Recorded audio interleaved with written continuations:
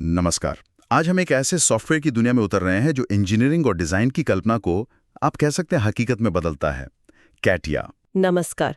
हाँ, कैटिया ये नाम काफी सुना हुआ है, खासकर इंजीनियरिंग सर्कल्स में। बिल्कुल, और ये नाम शायद उन लोगों ने भी सुना हो जो ऑटोमोबाइल या एरोस्पेस की दुनिया में थोड़ी भी दिलचस्पी रखते हैं। हमारी इस बातचीत का आधार है दुर्गा एग्रो सर्विसेज का एक लेख। शीर्षक है कैटिया, डिजाइन और इंजीनियरिंग का शक्तिशाली उपकरण। तो आज हमारा इरादा है कैटिया को समझने का। यह है क्या असल में, क्यों ये सिर्फ एक और डिजाइन टूल नहीं है, और कैसे बड़ी बड़ी कंपनियां अपने सबसे जटिल आइडियाज को इसके जरिए साकार करती हैं। हाँ, ये जानना काफी दिलचस्प होगा। चलिए शुरू करते हैं। पहली बात तो ये कि कैटिया का पूरा नाम ही काफी कुछ कहता है। Computer aided 3 dimensional interactive application. इसे डैसॉल्ट सिस्टम्स, एक फ्रांसीसी कंपनी, उन्होंने बनाया है। बिल्कुल। और ये नाम सिर्फ नाम के लिए नहीं है, ये सचमुच त्रिआयामी यानी 3D है और इंटरैक्टिव भी है। लेकिन जो सबसे जरूरी बात है वो ये कि इसे सिर्फ कैड मतलब कंप्यूटर एडेड डिजाइन सॉफ्टवेयर कहना वो थोड़ा अधूरा है। अच्छा। हाँ, ये असल में कैड, कैम यानी कंप्यूटर एडेड मैन्युफैक्चरिंग और CAE यानी कंप्यूटर एडेड इंजीनियरिंग, इन तीनों का एक मिला-जुला मंच है, एक इंटीग्रेटेड सूट कह सकते हैं। तो ये सिर्फ डिजाइन बनाने तक ही सीमित नहीं है, जैसे कई दूसरे सॉफ्टवेयर होते हैं वो शायद 2D ड्राइंग बनाते हैं या फिर 3D मॉडल। सही पकड़ा आपने। कैटिया जो है ना, वो उत्पाद विकास की पूरी यात्रा, पूरी जर्नी को संभालता है, एकदम शुरुआती विचार या कॉन्सेप्ट से लेकर उसकी डिजाइनिंग, फिर उसका एनालिसिस और सिमुलेशन मतलब एक तरह की डिजिटल टेस्टिंग, और आखिर में उसे बनाने मतलब मैन्युफैक्चरिंग तक की तैयारी, सब कुछ एक ही जगह पर। वाह। हाँ, ये एक पूरी इकोसिस्टम की तरह है, ना कि सिर्फ एक टूल। ये तो कमाल है। और ये कोई नई चीज नहीं है ना, सुना है काफी पुराना है ये। हाँ बिल्कुल, इसका सफर 1977 में शुरू हुआ था। सोचे कितना लंबा अरसा हो गया। बाप रे। तब से लेकर आज तक ये लगातार विकसित होता रहा है, इवॉल्व होता रहा है। आज ये बहुत ही जटिल इंजीनियरिंग प्रक्रियाओं और टीम्स के बीच जो कोलैबोरेशन होता है उसको मुमकिन बनाता है। इसीलिए आप देखेंगे कि हवाई जहाज बनाने वाली कंपनियां जैसे बोइंग, एयरबस, हाँ, कार निर्माता, जहाज बनाने वाले, भारी मशीनें बनाने वाले, यहाँ तक कि आर्किटेक्ट्स और जो कंज्यूमर गुड्स बनाते हैं वो कंपनियां भी इसका इस्तेमाल करती हैं। चलिए इसकी कुछ खासियतों पे गौर करते हैं। 3D मॉडलिंग तो जाहिर है इसकी बुनियाद होगी, मतलब पार्ट्स बनाना, पुर्जों को जोड़ना यानी असेंबली, शीट मेटल डिजाइन वगैरह। हाँ, वो तो है ही, और बहुत सटीकता, बहुत प्रिसिजन के साथ। लेकिन जहाँ कैटिया सचमुच एक्सेल करता है, हाँ, वो है जटिल सतहों की मॉडलिंग, कॉम्प्लेक्स सरफेस मॉडलिंग जिसे कहते हैं। जटिल सतह।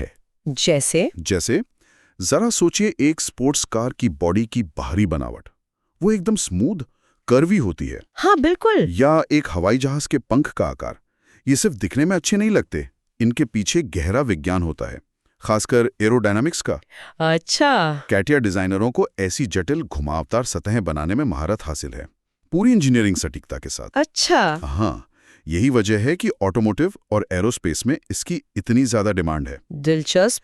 लेख में प्रोडक्ट लाइफ साइकिल मैनेजमेंट मतलब PLM इंटीग्रेशन का भी जिक्र था। ये PLM क्या चीज है और ये कैटिया के साथ कैसे काम करता है? PLM, इसका मतलब है प्रोडक्ट लाइफ साइकिल मैनेजमेंट, यानी किसी उत्पाद के पूरे जीवन चक्र का मैनेजमेंट, उसके आइडिया आने से लेकर बाजार से हटने तक।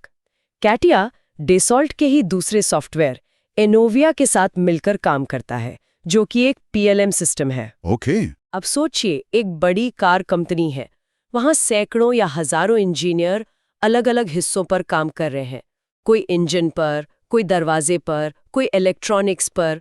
हाँ बिल्कुल। तो PLM और कैटिया का ये जो कॉम्बिनेशन है, ये सुनिश्चित करता है कि हर कोई डिजाइन की सबसे लेटेस्ट वर्जन पर काम कर रहा हो, सारी जानकारी एक सेंट्रल जगह पर सुरक्षित हो और अलग-अलग टीमें आसानी से कोलैबोरेट कर सके। अच्छा, ये तो बहुत जरूरी है। बहुत ज्यादा। अगर ये ना हो तो सोचिए कितनी गड़बड़ी हो सकती है। पता चला एक टीम पुराने डिजाइन पर काम कर रही है, दूसरी ने कुछ बदल दिया। हाँ, पुर्जे फिट ही नहीं होंगे। बिल्कुल। समय और पैसे की बर्बादी अलग। तो बड़े प्रोजेक्ट्स के लिए ये इंटीग्रेशन बहुत ही क्रिटिकल है। समझ गया। और इंजीनियरिंग और सिमुलेशन मतलब CAE की बात भी थी, जैसे स्ट्रेस एनालिसिस, स्ट्रक्चरल सिमुलेशन। इसका क्या मतलब है कि चीज को बनाने से पहले ही कंप्यूटर पर उसकी टेस्टिंग कर लेना? बिल्कुल। आप इसे डिजाइन का डिजिटल टॉर्चर टेस्ट कह सकते हैं एक तरह से। कैटिया में ऐसे टूल्स हैं जिनसे आप देख सकते हैं कि आपका डिजाइन कितना दबाव झेल पाएगा या नहीं। चलते हुए पुर्जे आपस में कैसे इंटरैक्ट करेंगे, वाइब्रेशन का उस पर क्या असर होगा या किसी टक्कर की स्थिति में क्या होगा। ये सब कुछ आप असलियत में कोई फिजिकल प्रोटोटाइप बनाए बिना ही कर सकते हैं। ये एक तरह से इंजीनियरों के लिए क्या कहते हैं, एक क्रिस्टल बॉल जैसा है। हाँ, जो उन्हें दिखाता है कि डिजाइन असल दुनिया में कैसा परफॉर्म करेगा। कमाल है। हाँ, इससे न सिर्फ भारी बचत होती है प्रोटोटाइप बनाने में, बल्कि उत्पादों को ज्यादा सुरक्षित और भरोसेमंद भी बनाया जा सकता है। वाह। और फिर ये डिजाइन को सीधे मैन्युफैक्चरिंग यानी कैम से भी जोड़ता है, मतलब कंप्यूटर एडेड मैन्युफैक्चरिंग। हाँ, डिजाइन फाइनल होने के बाद कैटिया उसी डिजाइन डेटा का इस्तेमाल करके मशीनों को निर्देश दे सकता है कि उस पार्ट को कैसे बनाना है। अच्छा। जैसे सीएनसी मशीनें होती हैं, उनके लिए टूल का रास्ता, मतलब टूल पाथ तैयार करना, ये सब कैटिया में हो सकता है जी। तो ये डिजाइन और फैक्ट्री फ्लोर के बीच एक पुल का काम करता है, जिससे ये पक्का होता है कि जो स्क्रीन पर दिख रहा है वही सटीक रूप से बनकर तैयार हो। इससे प्रोडक्शन प्रोसेस ज्यादा एफिशिएंट और तेज हो जाता है। एक और चीज जिस पर लेख में जोर दिया गया है वो है कोलैबोरेशन यानी सहयोग और डिजिटल प्रोटोटाइपिंग। इसका मतलब है कि अलग-अलग जगहों पर बैठी टीमें भी साथ काम कर सकती हैं। हाँ, आज के ग्लोबल माहौल में जहाँ टीमें दुनिया भर में फैली हो सकती हैं, ये बहुत अहमियत रखता है। कैटिया रियल टाइम कोलैबोरेशन को मुमकिन बनाता है। और डिजिटल प्रोटोटाइपिंग का मतलब है कि आप कंप्यूटर स्क्रीन पर ही पूरे उत्पाद को वर्चुअली, मतलब आभासी रूप से जोड़कर देख सकते हैं। उसके पुर्जों को चलाकर देख सकते हैं और ये जांच सकते हैं कि सब कुछ ठीक से फिट हो रहा है या नहीं। अच्छा। कोई कमी हो तो यहीं पकड़ में आ जाती है, इससे पहले कि आप असली पुर्जे बनाने में पैसा और समय लगाएं। हाँ, ये तो बहुत बड़ा फायदा है। बिल्कुल, गलतियां कम होती हैं और प्रोडक्ट बाजार में जल्दी पहुंचता है। तो अगर हम इसके फायदों को समेटें तो पहला तो यही हुआ कि ये एक एंड टू एंड समाधान है, मतलब आइडिया से लेकर उत्पादन तक सब कुछ एक ही मंच पर। बिल्कुल। और दूसरा, इसकी सटीकता, इसकी हाई प्रिसिजन कमाल की है।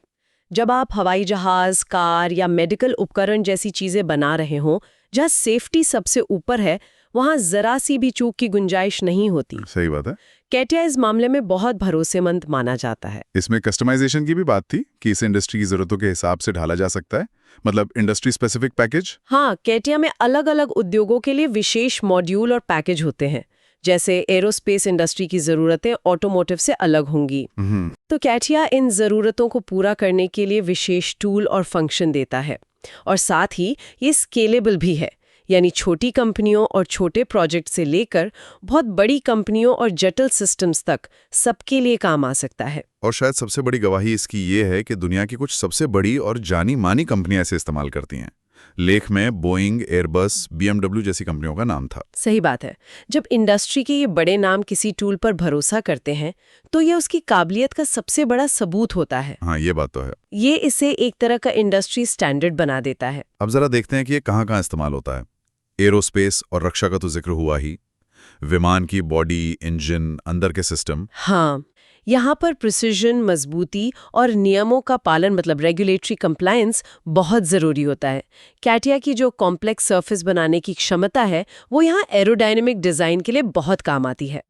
और साथ ही सेफ्टी स्टैंडर्ड्स को पूरा करने और उसका डॉक्यूमेंटेशन करने में भी मदद मिलती है। और ऑटोमोटिव इंडस्ट्री में कार की बॉडी, चैसी, इंजन, अंदर का डिजाइन, यहाँ भी वही सरफेस मॉडलिंग और शायद एर्गोनॉमिक्स, मतलब बैठने वालों का आराम वगैरह। बिल्कुल, कार का लुक, उसका एस्थेटिक और अंदर का आराम दोनों ही बिक्री के लिए बहुत महत्वपूर्ण है। हाँ। कैटिया इन दोनों को डिजाइन करने में मदद करता है। साथ ही क्रैश टेस्ट सिमुलेशन जैसी चीजें कार को सुरक्षित बनाने में अहम भूमिका निभाती हैं। मतलब पूरी कार को वर्चुअली डिजाइन और टेस्ट किया जा सकता है। औद्योगिक उपकरणों के बारे में क्या, जैसे बड़ी-बड़ी मशीनें, रोबोटिक्स, भारी उपकरण, यहाँ भी कैटिया बहुत उपयोगी है। इन मशीनों में अक्सर बहुत सारे मूविंग पार्ट्स होते हैं। हाँ, उनकी आपसी क्रिया यानी काइनेमेटिक्स को समझना जरूरी होता है। कैटिया के सिमुलेशन टूल्स इसमें मदद करते हैं। और जाहिर है इन मशीनों को बनाने के लिए कैम क्षमताएं भी महत्वपूर्ण होती हैं। लेख में आर्किटेक्चर और निर्माण का भी जिक्र था। ये थोड़ा चौंकाने वाला लगा क्योंकि हम इसे ज्यादातर मैकेनिकल चीजों से जोड़ते हैं। हाँ, ये दिलचस्प है। हालांकि शायद ये उतना आम नहीं है जितना ऑटोकैड या दूसरे आर्किटेक्चरल सॉफ्टवेयर्स हैं। लेकिन कैटिया का इस्तेमाल उन बिल्डिंग डिजाइन्स के लिए होता है जिनकी ज्यामिति, जिनका शेप बहुत जटिल या अनोखा हो। जैसे? सोचिए फ्रैंक गहरी जैसे आर्किटेक्ट की बनाई इमारतें। हाँ, वो लहरदार सी। हाँ, जिनकी दीवारें और छतें बिल्कुल ऑर्गेनिक, लहरदार होती हैं। ऐसी आकृतियों को डिजाइन करने और उनका स्ट्रक्चरल एनालिसिस करने में कैटिया की क्षमताएं काम आ सकती हैं। अच्छा, और उपभोक्ता वस्तुएं भी? इलेक्ट्रॉनिक्स, घरेलू सामान? हाँ, यहाँ अक्सर 2 चीजें जरूरी होती हैं। उत्पाद का डिजाइन आकर्षक हो, मतलब? एस्थेटिक्स अच्छे हों, और उसे आसानी से और किफायती ढंग से बनाया जा सके, यानी मैन्युफैक्चरेबिलिटी। कैटिया इन दोनों पहलुओं में मदद करता है। चलिए अब थोड़ी तुलना करते हैं कैटिया और सॉलिडवर्क्स। सुना है सॉलिडवर्क्स भी डसॉल्ट का ही है, इनमें क्या फर्क है? हाँ, दोनों एक ही कंपनी के हैं। मुख्य फर्क है स्केल और कॉम्प्लेक्सिटी का। सॉलिडवर्क्स को इस्तेमाल करना आमतौर पर आसान माना जाता है, यूजर फ्रेंडली है। अच्छा। और ये छोटे से मध्यम आकार के व्यवसायों या कम जटिल उत्पादों के लिए बहुत लोकप्रिय है। दूसरी ओर कैटिया ज्यादा शक्तिशाली, ज्यादा केपेबल और ज्यादा व्यापक है। इसे बड़े पैमाने, बेहद जटिल प्रोजेक्ट्स के लिए डिजाइन किया गया है, जैसे कि पूरी कार या पूरा हवाई जहाज डिजाइन करना और डेवलप करना। तो ये महंगा भी ज्यादा होगा? हाँ, ये ज्यादा महंगा भी है और इसे सीखने में ज्यादा समय और मेहनत भी लगती है। और कैटिया बनाम ऑटोकैड? ऑटोकैड का नाम तो लगभग हर किसी ने सुना होगा। हाँ, ऑटोकैड तो बहुत कॉमन है। ये मुख्य रूप से 2D ड्राफ्टिंग और कुछ हद तक बेसिक 3D मॉडलिंग के लिए जाना जाता है। Architecture, civil engineering, basic mechanical drawing में ये बहुत इस्तेमाल होता है। लेकिन कैटिया इससे कहीं आगे है। ये सिर्फ ड्राइंग टूल नहीं है, बल्कि पूरे उत्पाद विकास का मंच है। इसमें बहुत एडवांस 3D मॉडलिंग, वो जटिल सतहें जिनकी हमने बात की, गहरी सिमुलेशन क्षमताएं और मैन्युफैक्चरिंग इंटीग्रेशन शामिल है। तो मतलब ऑटोकैड एक बेहतरीन ड्राइंग टूल है। हाँ, बिल्कुल। जबकि कैटिया एक संपूर्ण इंजीनियरिंग समाधान है। आखिरी तुलना कैटिया बनाम सीमेंस एनएक्स। ये दोनों तो शायद एक ही लीग में आते हैं, हाई एंड। हाँ, ये दोनों ही हाई एंड, शक्तिशाली CAD, CAM, CAE सिस्टम हैं और अक्सर एक दूसरे के प्रतिस्पर्धी माने जाते हैं। तो इनमें क्या फर्क है? देखिए, दोनों की अपनी अपनी ताकतें हैं। लेख के मुताबिक कैटिया को अक्सर एरोस्पेस और ऑटोमोटिव इंडस्ट्री में थोड़ी बढ़त मिलती है, शायद इसकी सरफेस मॉडलिंग क्षमताओं और डेसॉल्ट के अपने PLM सिस्टम इनोविया के साथ गहरे इंटीग्रेशन के कारण। लेकिन एनएक्स भी बहुत सक्षम है और कई बड़ी कंपनियां उसका भी इस्तेमाल करती हैं। हाँ, अक्सर चुनाव कंपनी की स्पेसिफिक जरूरतों, उनके मौजूदा इकोसिस्टम और उनकी टीम की एक्सपर्टीज पर निर्भर करता है। तो कुल मिलाकर ये साफ है कि कैटिया सिर्फ एक कैड टूल या डिजाइन सॉफ्टवेयर नहीं है। ये इंजीनियरिंग और उत्पाद विकास का एक पूरा वातावरण है, एक इकोसिस्टम। बिल्कुल सही कहा। इसकी असली ताकत है जटिल डिजाइनों को संभालना, उन्हें बनाने से पहले ही डिजिटल दुनिया में परख लेना। हाँ, और फिर उन्हें बनाने की प्रक्रिया से जोड़ना।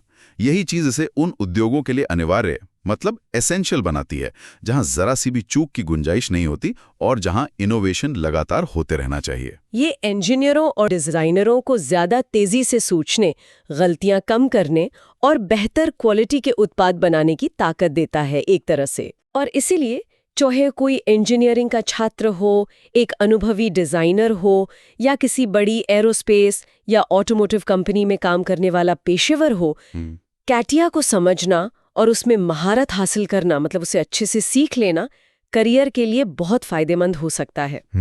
ये एडवांस्ड प्रोडक्ट डेवलपमेंट की दुनिया के दरवाजे खोलता है। तो आज हमने कैटिया की शक्ति और उसके प्रभाव को समझने की कोशिश की।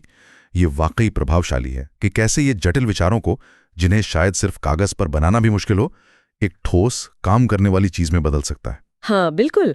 और इस बातचीत को खत्म करते हुए एक सवाल मन में आता है। बताइए। जिस तरह कैटिया डिजाइन से लेकर निर्माण तक इतने गहरे इंटीग्रेशन को संभव बना रहा है और जिस तरह सिमुलेशन तकनीकें लगातार बेहतर और ज्यादा सटीक भविष्यवाणी करने वाली होती जा रही हैं, भविष्य में क्या हो सकता है? क्या हम एक ऐसे दौर की ओर बढ़ रहे हैं जहां डिजिटल डिजाइन और असल दुनिया का प्रदर्शन इतना घुल मिल जाएगा कि किसी चीज को भौतिक रूप में बनाने से पहले ही हम उसके बारे में लगभग सब कुछ जान पाएंगे?